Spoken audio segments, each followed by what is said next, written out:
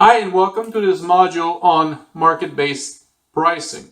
Now, this technique is very good if you do have comparables on the marketplace, or if you have a substitute in the marketplace. If you offer a novelty service or a novelty product that has no comparable, that might not be the best technique to use to establish your prices.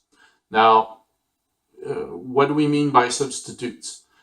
For example, if you are an accounting software and there would be no accounting software in the marketplace, obviously there are, but for sake of example, if there were no other accounting software, what you could use is make a price analysis of the accountant doing your work. So if they would, for example, if you would do for personal income tax, and on the marketplace, our accountant would charge something like $60 to do your annual income tax statements, personal income tax statements, then that could be a comparable for you to establish your prices.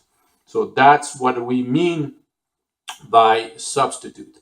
So it's not exactly a direct correlation to your product or service, but it is something that is close enough and you're taking market share from.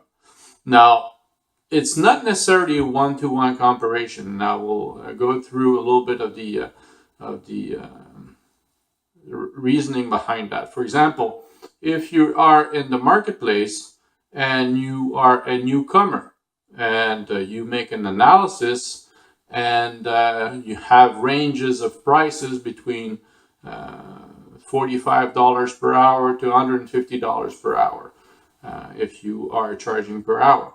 Now, you have to look at your experience, at your portfolio, of what you put forth, and you have to match this with what's out there. So if you have a wide range, $45 being another freelancer, for example, $150 being somebody working for a large company with associates, with a supporting staff, with a lot of years of experience, and all sorts of bells and whistles. You want to try to position yourself into that group. Now, one of the things that you can do with your pricing analysis is you can justify your price by having a narrative that will explain it compared to your competitors. So that's very important. So just saying, for example, if the cheapest is 45, the highest is 150, and you decide through your analysis that you should charge $75 per hour, just putting the price of $75 per hour might not necessarily be enough to attract clients. You have to justify it. Why? Years of experience, speed of process, your operational, maybe your waiting line or your turnover is a lot faster than a lot of people's. There's a lot of reasoning behind justifying a price, but you have to make sure that you're justifying it.